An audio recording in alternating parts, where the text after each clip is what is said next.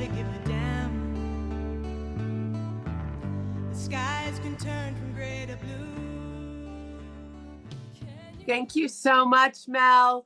Good evening and welcome, everyone. Thank you for joining us tonight. I'm Julie Enzer, the editor and publisher of Sinister Wisdom, a multicultural lesbian literary and arts journal that for nearly 50 years now has celebrated the breadth of lesbian lives, creativity, and resistance. I'm so glad you're all here with us this evening as we celebrate this wonderful intergenerational cohort of lesbian and queer artists. Our 2026 calendar is glorious and something to treasure far beyond its annual usage. I'll talk more about the calendar and why and how we've been doing it and what this evening will be like, but I'm going to start with our usual notes as we begin. First, I want to acknowledge that we gather tonight from many homelands. Here in Florida, I stand on the ancestral and unceded lands of the Seminole people. We honor their sovereignty and the ongoing struggles of Indigenous people around the world. I invite each of you to share, if you wish, the land you are joining us from in the chat. Naming and acknowledging place connects us to one another, reminds us that we gather across many homelands, and deepens our collective responsibilities to the lands and the people who hold them. For those of you who are joining us for the first time, which looking over the list, I'm not sure is anybody, but I'll just make a couple comments. Sinister Wisdom is a collective effort, a labor of love and resistance. Subscriptions and sustaining support keep the work of Sinister Wisdom alive, and we invite you to be a part of the community. If you are not a subscriber, I encourage you to sign up tonight at sinisterwisdom.org/subscribe. We have great issues planned for this, our 50th anniversary year. The fall one is out already, and we have 3 more that celebrate our 50th anniversary that will publish in 2026. In addition, a group of monthly sustainers are vital to Sinister Wisdom. If you're able to give a monthly gift to Sinister Wisdom, you can sign up as a sustainer at sinisterwisdom.org/sustainers. We send out emails every month when sustainers gifts come in that contain behind the scenes details and new information about what is happening at Sinister Wisdom. The email that's going out this month is particularly juicy with lots of details about our Lesbian Lives conference that we held 2 weeks ago. And also as a benefit, if you sign up as a monthly sustainer between now and the end of the year, we'll send you a free copy of the calendar. If you already have a copy of the calendar, it makes a great gift for other folks. So now some quick housekeeping. We are recording the event for this evening. You should have heard that as you came in. We will make the recording available starting tomorrow or Thursday at sinisterwisdom.org/calendar. We also put it on our YouTube station or channel. I think both. Please keep your microphone muted. Everyone was muted as you come in. If we detect noise from you, we will mute you. As the program proceeds, we do invite people to engage in the chat to show appreciation of the readers. Wave your hands as well. You're also welcome to ask questions in the chat that we will get to at a later point in the evening. If you need technical assistance, you can chat with Mel Oliver or me. We're both here to help with technical assistance. And I believe this time we have all of our transcription issues, which we had in our last thing, resolved. So anybody should be able to turn on the auto-generated transcript for this meeting. So those are my announcements as we get ready to move forward. Tonight, we're celebrating Bell Pitkin and their visual artistry, curatorial prowess, and all-around generous spirit.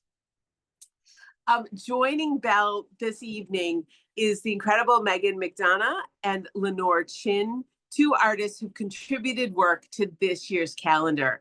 They'll all be in dialogue together. So I asked Bell Bell stepped in, and Bell, is this your 5th calendar that you've done now? The 3rd calendar. So I wanted to give a little bit of history about our yearly calendars, which we started 9 years ago. And Sarah Youngblood Gregory, who was a student intern with Sinister Wisdom at the time, did the first calendar. And honestly, we had no idea what we were doing, how to get it printed, what should go into a calendar, how to produce it when we started it. But like lots of things at Sinister Wisdom, we thought, oh, this would be cool. Let's figure out how to make it happen. And so Sarah did that the very first year, and then did 1 or 2 more calendars. And then also, as has become a Sinister Wisdom tradition, Sarah passed on the curatorial work to another intern. And I think there were 1 or 2 interns that did calendars in the years before Bell came on as the curator. So I want to emphasize just a couple things about our calendar from this brief history. One is that it embodies part of what I think of as a core value of Sinister Wisdom right now, which is we say yes to lesbians. We want to do fun, creative, artistic projects that lesbians are interested in doing. And so when people come to us with ideas to do that sort of thing, we try our very best to say yes to those ideas. And second of all, another principle that we have is really building our volunteers and building opportunities for people to do different things by sharing curation opportunities, by sharing opportunities to publish and create different artwork, by sharing opportunities. I don't know that it's so much sharing an opportunity to create the list of dates that we put in the calendar, because most people who do it cross their eyes at some point and tear out their hair in compiling the calendar dates. But it is an opportunity for people to take on a project and really engage with that. So I wanted to highlight that because I think the calendar has really come to embody some of those values of Sinister Wisdom. I also want to highlight, I saw flash across the screen, our friends from Karis Books and More are here. As many of you know, Karis Books and More is a sister to Sinister Wisdom and one of our preferred booksellers. Karis does have copies of the calendar in their shop. And when you think about buying books, we encourage you to support independent book selling, just like you support independent publishing, and spend money with Karis Books and More, either directly at their shop in Decatur, Georgia, or they also do everything online and are just fabulous folks. So we're going to move into our program now with celebrating Bell Pitkin in conversation with Meghan McDonough and Lenore Chinn.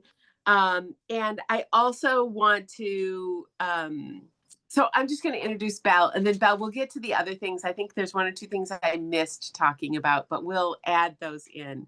So Bell Beecher Pitkin, Bell was started out with Sinister Wisdom as an intern. And the amazing thing, and this isn't in your bio, but I'll just say it. The amazing thing is when Bell first sent me her mailing address, because I often say to interns, I'll send you a couple copies of the journal. Bell's mailing address was on the same street where Sinister Wisdom was founded by Catherine Nicholson and Harriet Des Moines. And so when she sent that, I was like, do you know you're living around the corner from the founding space of Sinister Wisdom? So that was an unanticipated, but a sign that Bell would be doing lots of cool things with Sinister Wisdom over the next years. And here we are now, many years later. Bell Beecher Pitkin is a lesbian artist and curator from Charlotte, North Carolina, now based in Boston, Massachusetts. For the past 3 years, Bell's been the creative force behind the Sinister Wisdom calendar, shining light on the importance of lesbian art and visual culture. As a photographer, Bell carries forward the legacy of queer and lesbian artists from the 70s and 80s, using the camera as a tool for both self-reflection and visibility. Alongside their creative work, Bell serves as a curator and gallery manager in downtown Boston, keeping the spirit of community and art connection alive. Please join me in welcoming Bell this evening. Well, thank you, Julie, for that very, very kind introduction. Hello, everyone, and thank you, firstly, for taking time out of your evening to be here celebrating with us. Um, Truly, I think I say this anytime I'm even on a Zoom call with Julie or, in a board meeting or even at Lesbian Lives, I was saying this. I'm just so grateful to be a part of this community. It really was kismet, finding out I grew up on the same street Sinister Wisdom was founded on. So I think it was a great sign that I would get roped in for many more years of participation and collaboration long after my college summer internship had ended. But yeah, as Julie said, I actually first became involved with Sinister Wisdom in 2021 after I submitted a cyanotype I had made to the journal, which I was thinking before this event started that I cannot remember what issue it's on the cover of, but I think it's 152 or 125. Um, Regardless, and that was a really big honor. And then 125. 125, thank you. And then the summer afterwards, I started my internship, in which I think I boldly said, I am not interested in writing or poetry. I only want to work on projects that are creative and about art. And Since then, since that summer, I've remained a part of this community, really just working to uplift the voices and visions primarily of lesbian artists and creators everywhere. As an artist myself, like Julie mentioned, celebrating the diversity and beauty of lesbian art across all mediums is something really important to me. This is why I was thrilled when Julie asked me if I'd be interested in curating the 2024 calendar. And I'm so pleased that she liked it enough to invite me back again in 2024. Or in 2025 and now in 2026. And for some reason, I've signed on to do 2027 too. So stay tuned for that. I've already began hard work with the curation, and I think everyone's going to really love it. But we'll focus on this coming calendar year, not 2 years from now this evening.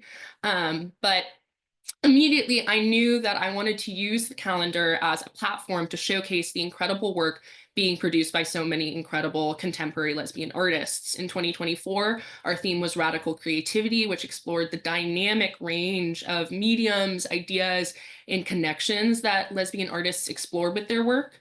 And then in 2025, our calendar was boldly titled Out Dykes Outside, which looked at the many ways lesbians have historically thought about and continue to think about, include, and commune with the natural world within their creative work. Both of these calendars included a wide cast of artists, former contributors from the journal, friends and artists I had connected with in my personal work, and people that I found online who were doing great stuff that I really deeply admired and wanted to bring into the fold of what we were doing here.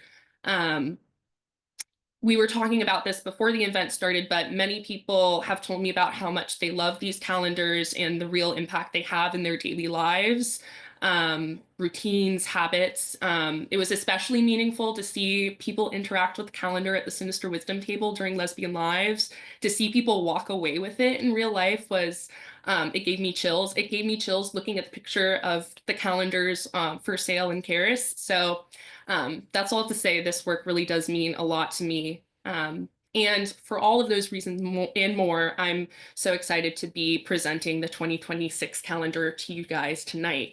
I knew this calendar had to be extra special because, as Julie also mentioned, 2026 is Sinister Wisdom's 50th birthday. To honor this milestone, I approached the curation of the calendar a little bit differently than I had in past years. I was interested in kind of overtly pairing artists from Sinister Wisdom's early history or earlier histories with artists who were just emerging within our community. To do this, I spent time with as many back issues of the journal I could find, immersing myself in the beautiful visions that have filled its pages since its inception in 1976. I looked through, I'm not kidding, every digitized and freely available issue on Sinister Wisdom's archive. I paged through all of my physical copies that Julie very kindly sent to me over the years, and I looked back at previous calendars, event flyers, or Instagram, anything I could that might lead me to inspiration for the sort of newcomer emerging voices in this work. as well as the archival, the artists who had been involved with Sinister Wisdom's legacy for a lot longer. And what I saw through all of this research really reaffirms something that I already knew, and it's that visual art has always been central to the journal's heart. Bold covers, illustrations, and photographs interrupt and transform the writing and poetry that make up the majority of every issue. And this year's calendar really pays homage to that history by bringing earlier contributors into dialogue with artists featured in recent issues, events, and calendars. This intergenerational approach felt vital to me. I wanted to celebrate the past, the present, and the future, revealing how ideas, aesthetics, and material considerations are repeated through time and across generational boundaries. The paintings of Emerald and Lenore show how they both use the canvas to represent love, community, and togetherness. Pico and Ananda turn to photography to reflect on the queer relationship to Mexican spiritual iconography. Kamani and Ellen integrate text into their quilt making to explore complex personal or familial issues. Cass and Jean both use the camera and analog film as powerful tools with which to explore Black identity and presence. Sophia and Christos consider their individual relationships to the environment and place within their printmaking and illustrative work. And lastly, Morgan and Megan honor past generations and lesbian elders through photography and filmmaking, engaging with themes of protest and visibility. Each of these artists are so profoundly talented, and I really cannot wait to see what next comes for all of them. So please make sure to spend time with their work, listen to their stories, and support them however you can, or even just spend your month with them. I'd like to extend my sincere thanks to all of the artists who trusted me with their creations. I'll read all of their names since not all of them could be here tonight. Starting with Cass Arrington, Lenore Chinn, Christos, Ananda Esteva, Morgan Gwenwald, Pico de Iravia, Kimani Johnson, Meghan McDonough, Ellen Oppenheimer, Emerald Rapard Deniston, Sophia Saba, Cisco Sylvester, and Jean Weisinger. And now, before we move on to our first speaker, I do want to share the unfortunate news that, unfortunately, as was promoted, Morgan Gwenwald won't be joining us tonight, but we will put some information in the chat for you so you can keep up with her even despite her absence. Her photographs are beautiful, and her impact to Sinister Wisdom and lesbian culture generally is just so deeply profound. But now I would like to welcome our first artist to speak about her work, Meghan McDonough. Meghan McDonough is a filmmaker and journalist who directs and edits documentary shorts in series to better understand our world. She has received numerous awards and grants for her work in documentary short Old Lesbians, which is a still from is included in our calendar. She has screened this film at institutions, community centers, and film festivals internationally. Most recently, she organized an incredible and impressive program of films and discussions for the Lesbian Lives Conference. We're going to begin by sharing the trailer for Old Lesbians.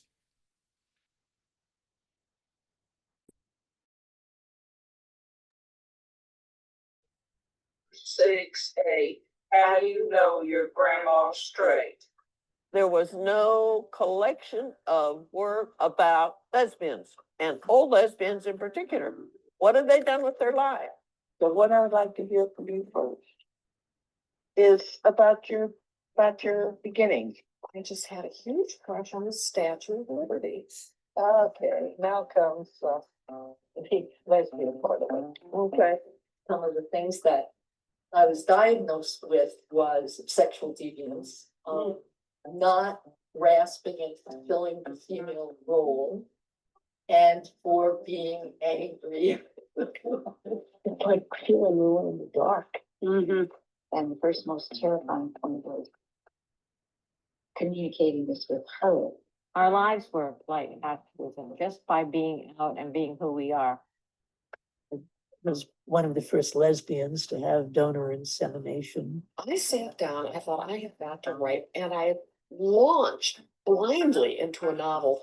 We can't afford to lose our history. All of it without bias. You know, the truth has to be told and the truth has to go forward. So carry on, y'all.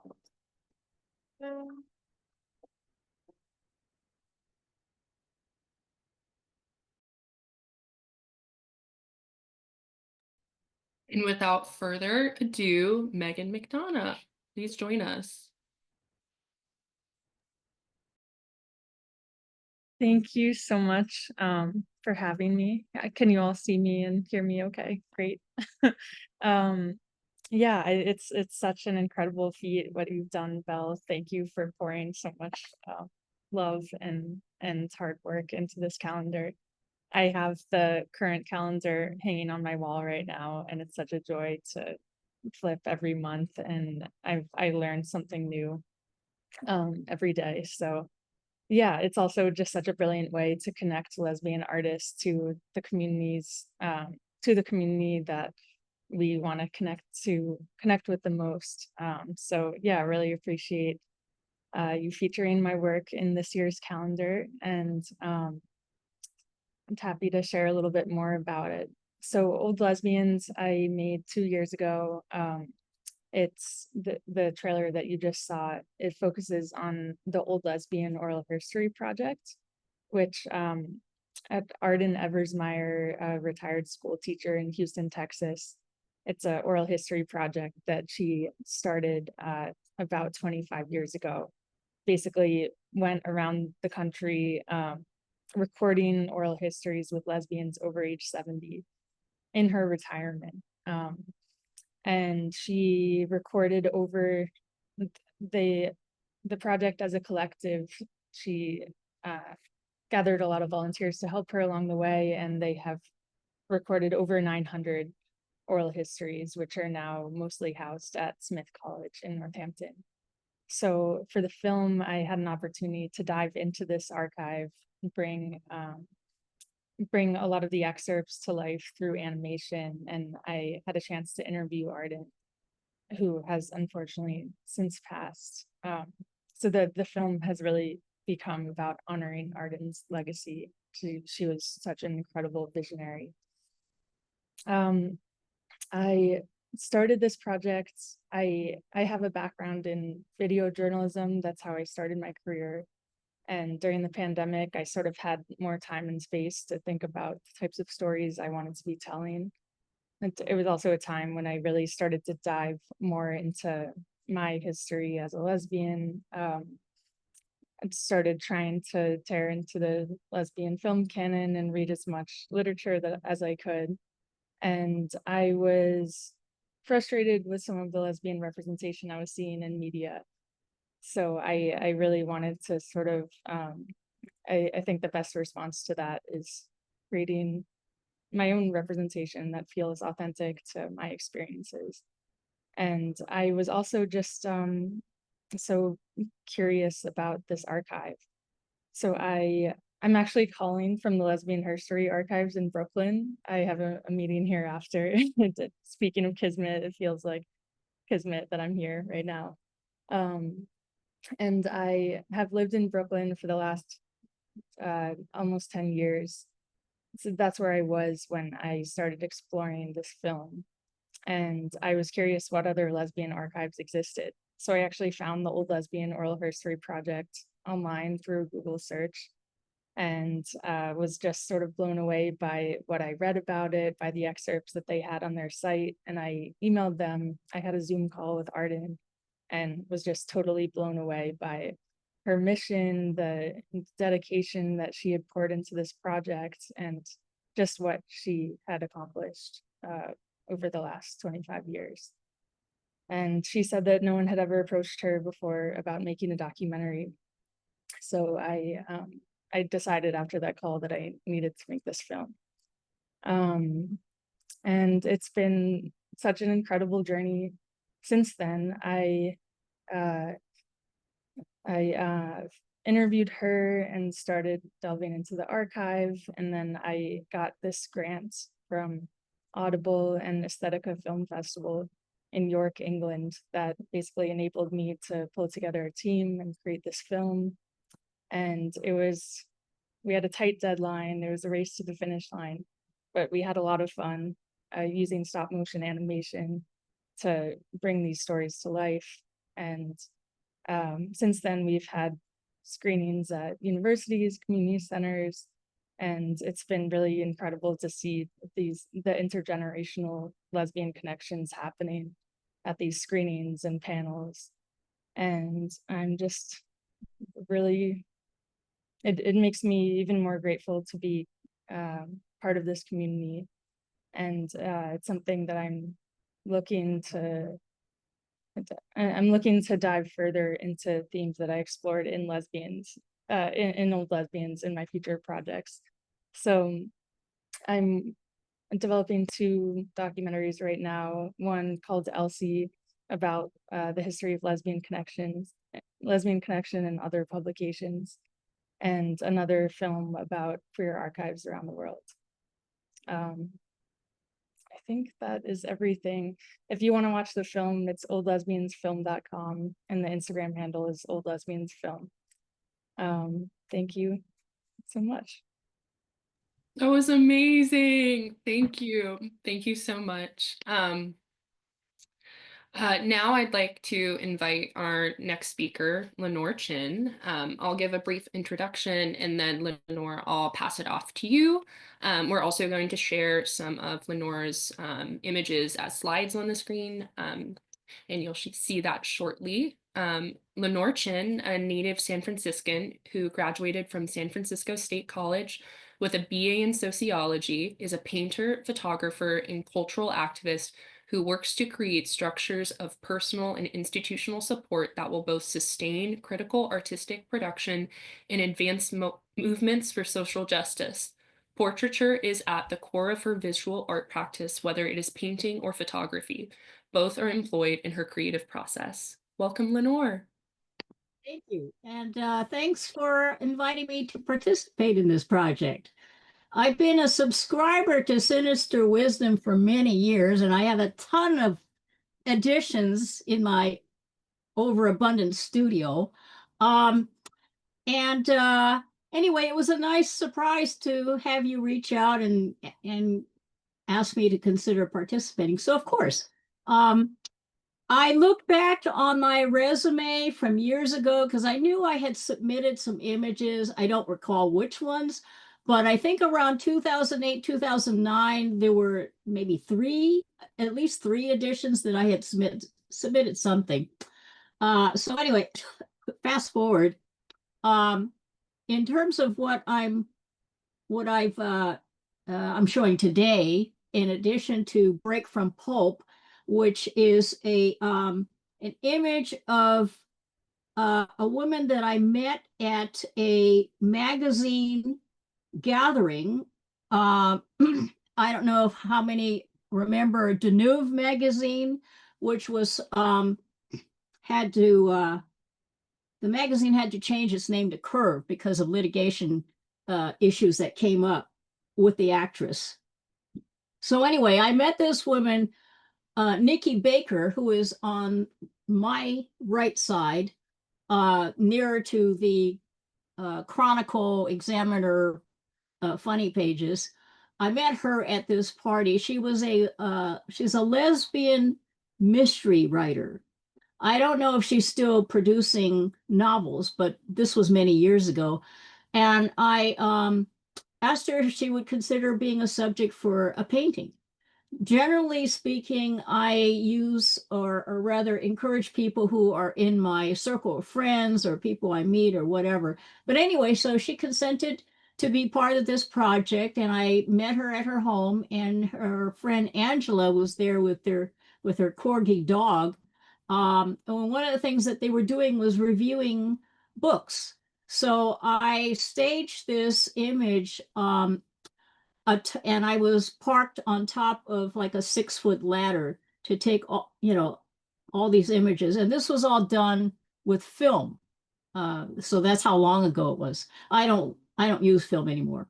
So anyway, I took a ton of pictures, a lot of close-ups and all of that. And I thought that this particular image was a really strong one, but there was a lot of clutter on the floor nearby, and I took a little artistic license and I extended the floor and cleaned up whatever was, cluttering the floor. So that acts as negative space.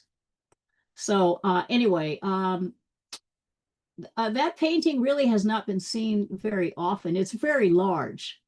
So anyway, it's actually one of my favorite paintings. You want to flip to the next one? Okay, this one is called Deja Vu, and it's an old self-portrait. I think it's 1986. And this was done in an old Hollywood apartment I used to visit. A friend of mine, Tommy, who was a dancer, lived there, and he did little theater and acting, and he was a dancer. And this was done, I think, around 1986. He was the first in my circle of friends who were largely gay men, gay Latino men mainly, who passed away from AIDS. And in that time frame, AIDS barely had a name. And this painting came about because Tommy's brother, he had a twin brother who was also gay. Tommy's twin brother, Doug, had a partner, David, and David is behind my camera. So if you look closely, that whole image is reversed. If you look closely at the camera, the Minolta brand is backwards because he took a picture of the two of us in a mirror. And what I did when I saw the image was I cropped off the frame of this mirror and just closed in on the artifacts that were behind me and around me. And you can see like photos from old magazines that Tommy had collected. Anyway, it's an old Hollywood apartment, and it's actually one of my more iconic images, and was shown in Art After Stonewall in New York maybe a couple of years ago. It traveled to Florida and then back up to Ohio because I think the school that was one of the sponsoring institutions was Columbia. Anyway, fast forward, and I get contacted by two different curators who happened to go to that show. One was Melissa Ho, who is a curator of contemporary art at the Smithsonian. She came out to pay me a visit and did a studio tour, and was very interested in my realist paintings. And as a result of that, they acquired a different painting of a different Latino friend of mine who also passed away from AIDS. I'm not sure if that painting is still on the wall because of what's going on in DC with DEI and all of that. But my friend Tris, who was posing for me out at Land's End, which was a very popular cruising area for gay men back in the day, he was sitting on a rock, and I took a lot of pictures because he wanted pictures that he could submit to Drummer magazine, which was a gay boys magazine, a leather thing, because he was part of the leather community. So he was wearing his leather briefs and cowboy boots and sitting there bare-chested with the Golden Gate Bridge in the background. It was never meant to be exhibited or sold or anything. But when Melissa came out, she was interested in the works that I had shown at the GLBT History Museum in the Castro. And I pulled out a few paintings for her to look at. And of all the paintings that she was interested in was that particular one. So it actually went up on the wall earlier in the year. And one of my cousins was in DC, and he was able to take pictures of it. But to tell you the truth, I don't know if it's still up on the wall. You know, I intended to go out and visit it, but, you know, DC was erupted into, you know, stormtrooper territory. So I'm not sure if I'll get out there or if it's still up there, but they did buy it. And then another curator, Anna Katz, paid me a visit. She is a curator at MoCA LA, and she was working on a project called Ordinary People. And it was all about people, largely painters, but also photographers and some sculptors. And the focus was on realism. So that painting made its way to LA for that show. I think it was last year. So I did manage to go see that one. This painting is owned by a couple of friends of mine, Vivian Hamill and her partner, Linda Salmon. They live in Montana. Anyway, so that one is safely on their wall. Yeah, that's Bernice Bing. Bernice was an abstract expressionist artist who, in her day, was known for being part of the Beat generation, if you will. And a lot of people know more about the writers from that time frame, like Jack Kerouac and folks like that, and Ginsberg, but not much is known about people, painters or sculptors, and particularly very little is known about women who were active in that time frame. But Bernice was. Unfortunately, she passed away in 1998. And I ended up finding her holographic will and became friends with a whole circle of friends that I didn't know when she was alive. But kind of by default, I ended up being a consultant to the estate and being close to the people who knew her better than I. But as a result of all these different networks, I think it was like in the last couple of years, I would say, I mean, a good 25 years had passed since she died, right? Well, happily, the bulk of her work is in the collection of the Asian Art Museum.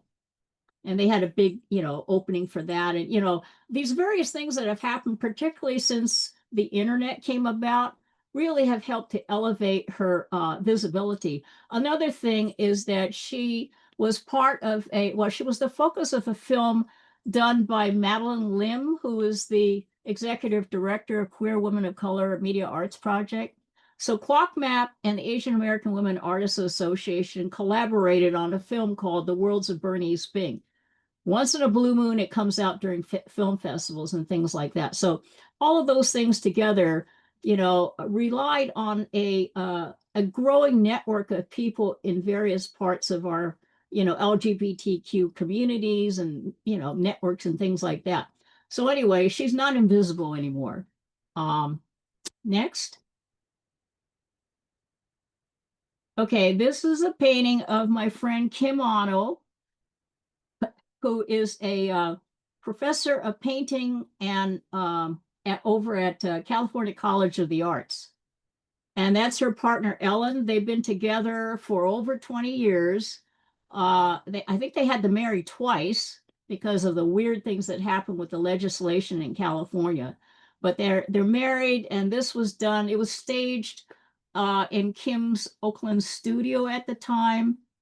And so we ran through and put different things together that signified the relationship, Kim's art, the little Buddha statue on the bottom, I think is an inheritance piece that belonged to Ellen, who's behind her. A little sidebar is that I went to China some years ago, and I picked a bunch of different images to present, and we had to be vetted by the Chinese government. And one of the things that I mentioned to the people who I was working with on this trip was that we wanted to be able to get in because we were going to be going to arts colleges and universities and presenting a variety of different images, but we also wanted to be able to come home. And initially when I sent them my website, they said, "Oh, no problem." And I thought, no, I think there's, I was skeptical. So I started sending individual images. Some of them didn't fly. They decided it was too sensitive. This one made it. And I think it was because most people who saw this didn't realize Ellen was a woman. But I get there with this group of friends that were traveling in, this was 20 years ago, I think. And the interesting thing there is that a lot of the students in these colleges where this image was presented, they took pictures. Their cell phones went up, so they got it. And one of the things that it's like my mantra when I've given talks at universities and whatever, is I feel like I've done my job if somehow the immediacy and the power of my images has come through, no matter what people are saying. I mean, some of my images have been moved around or outright banned or, just had all kinds of shit happening. But this one was shown at the Berkeley Art Center not too long ago as part of a project. And Kim and Ellen, who live in Berkeley, were actually able to come. And I got them there on the same time because sometimes I see one but not the other. But they were able to come because it was in their area. They both came. And the funny thing is while they didn't wear the same exact outfit, they wore a similar color scheme. So Ellen came in her, dark outfit or whatever, and Kim had, the red and the turquoise going on and whatnot. And it took a while for me to round them up to take the picture. But as soon as I raised my camera, everybody turned around, they realized, oh my God, that's them, right? And so it was a very festive occasion. And so that's another signature piece. Next. Okay, this one you might recognize because this is Jean Weisinger, who's in your calendar. It's a double portrait. The image that's in the calendar is the photo on the left, on my left anyway. And Jean is posing with a mud cloth behind her. There was a window that we covered up with the mud cloth, and she's wearing this attire, and she is posing with a walking stick given to her by Alice Walker. For those who are not familiar with her, she's an Oakland-based photographer who's often done a lot of photos of the African-American lesbian community and beyond.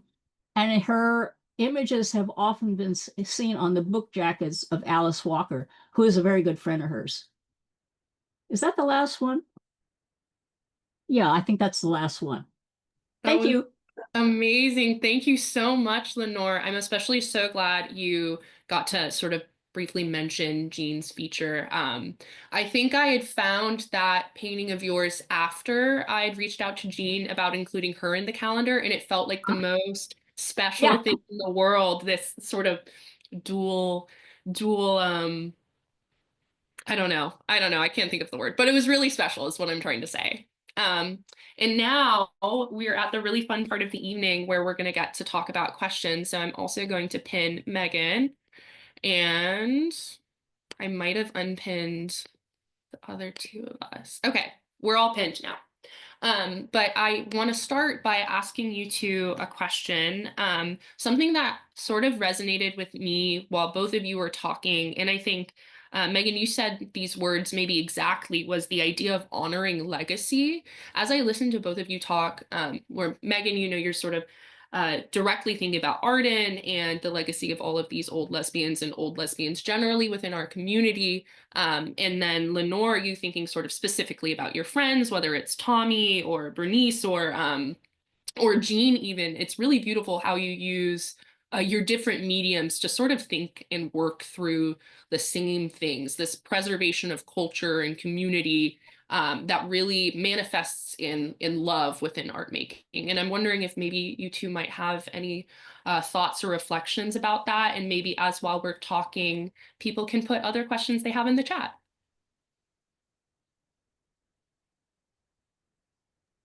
I can start.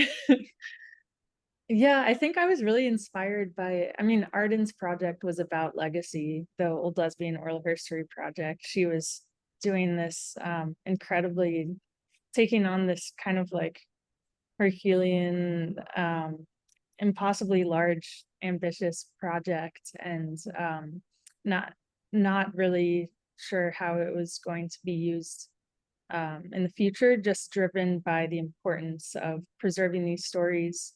For her, it really started with her friends in Houston. I don't think she anticipated at the beginning that it would become a nationwide project. She started a group in Houston called LOAF, Lesbians Over Age 50. And some of her friends were starting to have health issues, and she wanted to preserve their stories because they hadn't been preserved in that form before. So it just sort of spread organically by word of mouth, and it attracted a lot of volunteers from different parts of the country who stepped in to help conduct these interviews and transcribe and scan photos and paste them all in this beautiful history, is what they called, to send to the interviewees and preserve for the archive. I don't think she had any idea when she started taking that project on that a 29-year-old at the time documentary filmmaker would stumble across her website and want to make a film about it.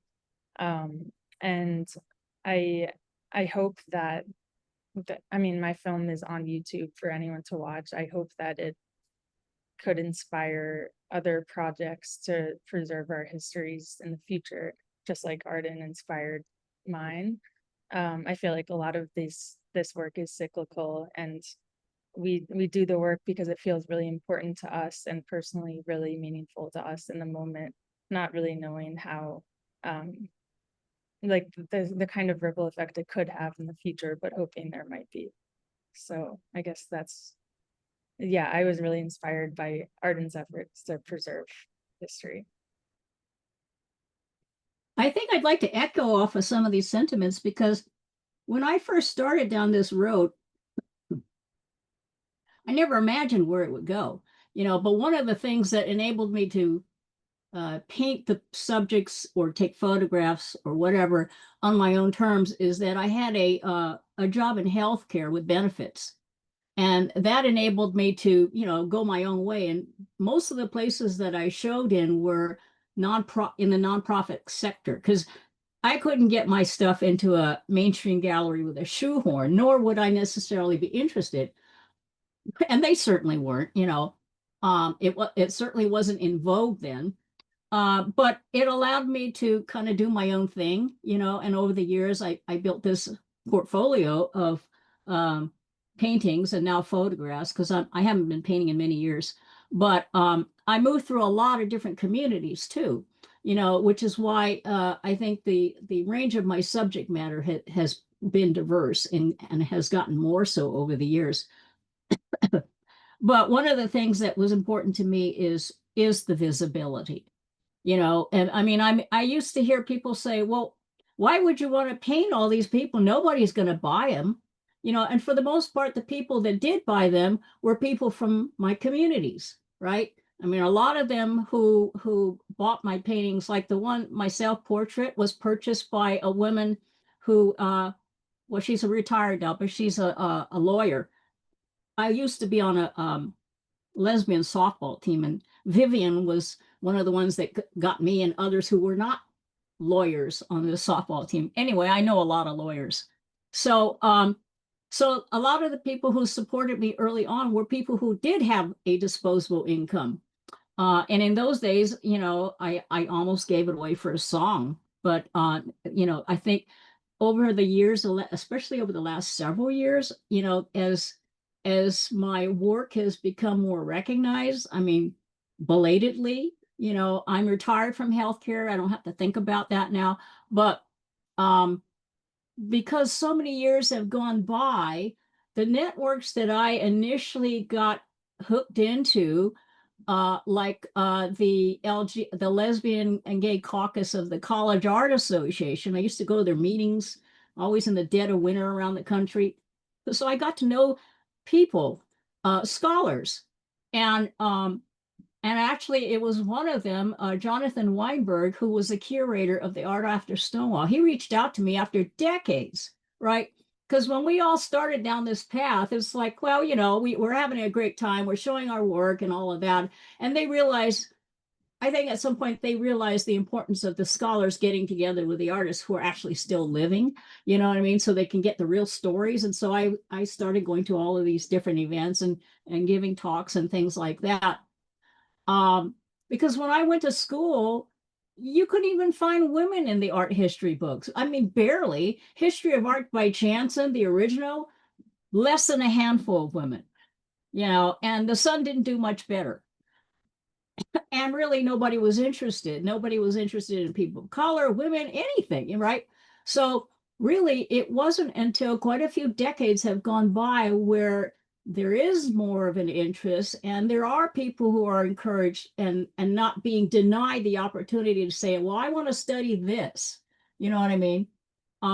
So I think those things are really important, especially now that our histories are starting to be erased. Thank you, Lenore. That was really powerful. And I appreciated hearing both of your thoughts. And I think it sort of really leads me into my next question. And then Juno will take yours from the audience, which is if you had to sort of give advice to a young creator who's interested in, or not young, excuse me, but someone sort of interested in working on a creative project but doesn't know where to start. What advice would y'all give to this person who is looking to begin something of a creative endeavor?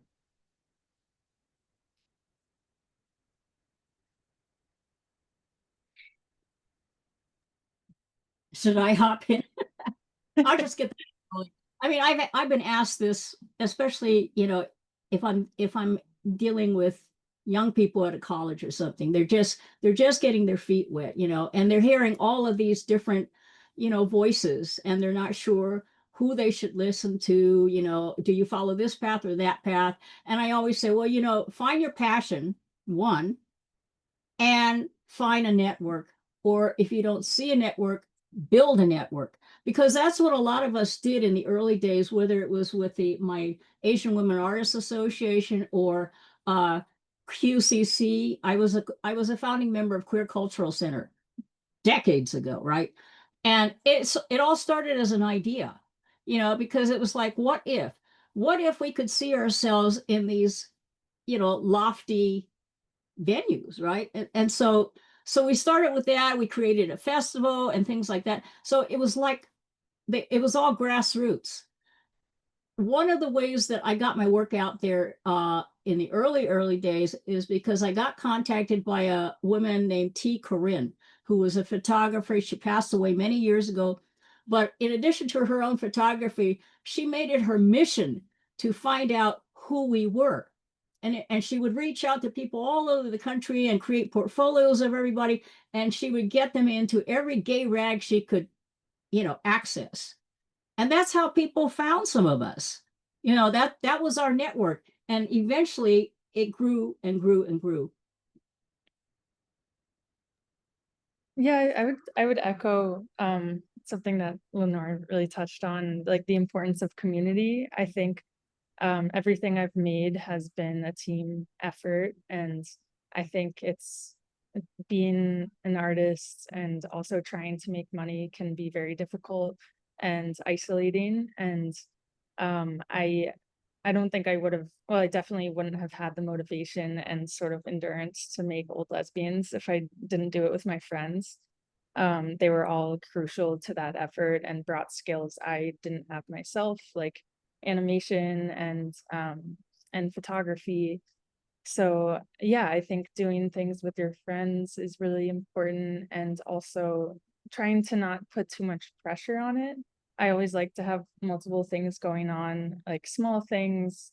You just go on a field trip and maybe take photos of something that inspires you, or make a collage at home. I think it sort of takes pressure off this big long-term thing that you're working on. And the big long-term thing, I feel like, you know, when you know, it's like a gut feeling that you need to, it's kind of like having a crush on someone. You can't stop thinking about them. If you can't stop thinking about this idea, then I think that it tells you everything you need to know, that it's an idea that you need to pursue, or else it's gonna keep bugging you.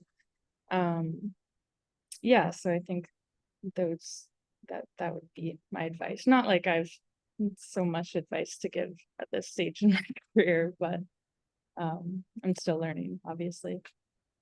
No, that was really beautiful. I love the idea of like your passion project being like your art crush or something.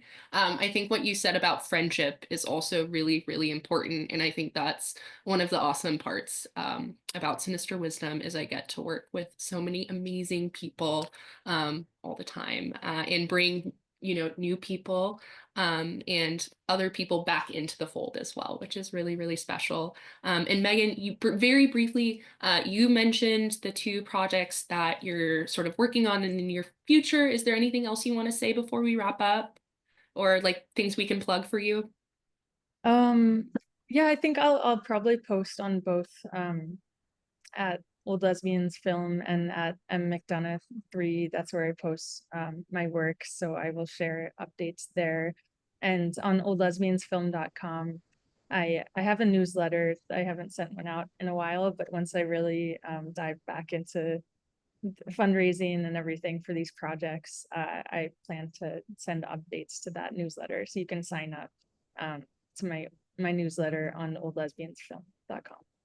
Amazing. I cannot wait to see what you do. And then Lenore, very briefly, if you could, before we wrap up, maybe just talk a little bit about what you're currently doing with photo and then how people can stay in touch. That would be awesome. Well, I'm on Instagram for one, but I just posted my other website, which is mostly photography, but there's also other news and things like that. But I have an announcement. The Smithsonian Archives recently acquired my papers. That's one thing. And one of our local museums is probably waiting for the last condition report, going to be collecting 2 of my old paintings. But I won't know officially, so I'm not making a public announcement until toward the end of the year. But those paintings are in pristine condition. So, unless they discover too many cat hairs, I think I'm good to go. My God, that's incredible. Well, thank you both so much for participating tonight. Julie, I'm going to pass it back to you. Okay, great. But Belle, before you go away, tell us about what you're working on in the Dyke Art House collaboration. Oh my God, Julie, thank you so much for asking. Me and Juno Rosenhaus, who is currently in the Zoom call, we are working on a really incredible exhibit that I hope you will all come see next year in October in Philadelphia at the Dyke Art House. We are working on an exhibit loosely titled, and I think this is the title, 50 Years of Lesbian Art, Sinister Wisdom's Creative Legacies, which is going to explore all of the incredible visually creative work that has been included in and around Sinister Wisdom since its inception in 1976. So more on that to come, and yeah, stay tuned for more details through our page and through the Dyke Art House. Awesome. Thank you, Belle. Thank you, Megan. Thank you, Lenore. This is like always one of my favorite events of the whole year because I love hearing artists talk about their work. I invite you to purchase the Sinister Wisdom calendar. It's available at sinisterwisdom.org/calendar. It's $20 and $6 to help us defray the cost of shipping and handling. As I mentioned earlier, the video from this event will be available at sinisterwisdom.org/calendars tomorrow or Thursday. Everyone who registered will also receive an email. Mel, who's working behind the scenes, makes all of that happen. Our next thing coming up on Zoom is our book club gathering on Sunday, December 7th. We're reading Girls, Girls, Girls by Shoshana von Blankensee. The book club is convened by Yeva Johnson, who is also on the call.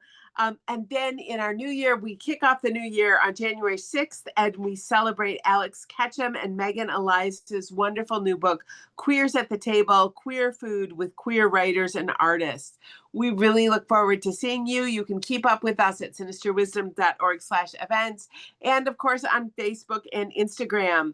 This season, we end all of our events with a different dance song each and every time. So tonight we're dancing to Sway of Her Hips by Barbara Higbee and Teresa Trull. Mel, let the music begin. Yes. Oh no. Oh no. I'm frozen. I don't know what's going on. We can hear you, Mel. Okay, great. But you can't share?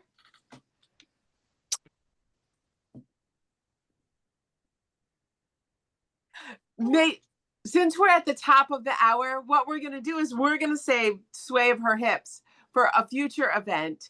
I will thank you all for coming. We'll all wave goodbye. It's been a great evening, and we'll see you later. Down the mountain, I was looking for freedom.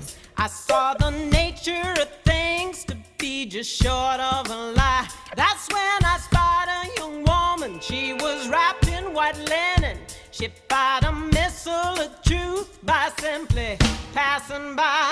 It was the sway of her hips, sway of her hips, ooh, sway of her hips. I think I saw a guy. Sway of her hips, sway of her hips.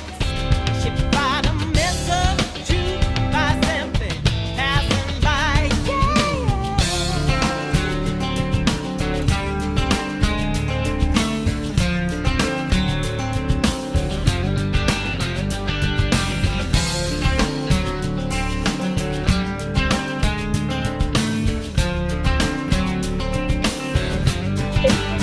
My blood was coursing like thunder from the spell I was under. My mind was restless and wild, just like a pack of loose dogs. That's when you came to my rescue like a cool sip of water. You press your lips to the brim and then you drank it on down. It was a sway of her hips, sway of her hips, ooh, sway of her hips.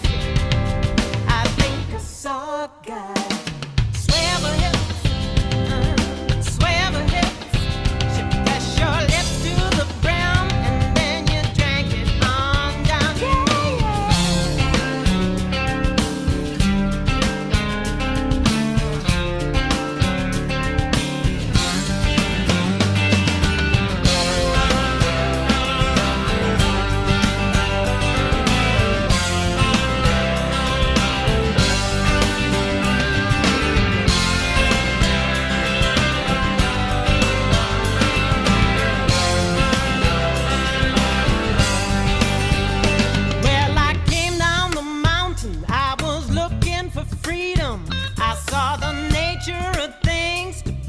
Short of a lie. That's when I spied a young woman. She was wrapped in white linen. She fired a missile of truth by simply passing by. It was the sway of her hips, sway of her hips, ooh, sway of her hips. I think I saw God. Sway of her hips, sway of her hips. She fired a missile of truth by simply passing by.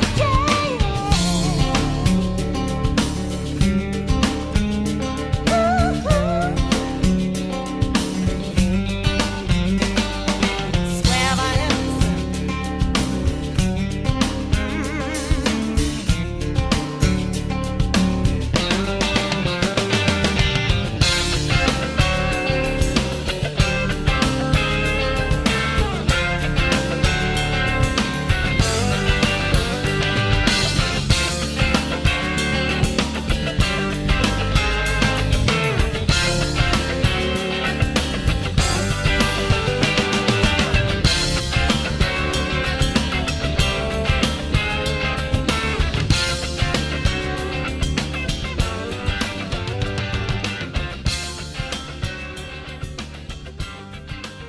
Thank you all. We'll see you at our next event.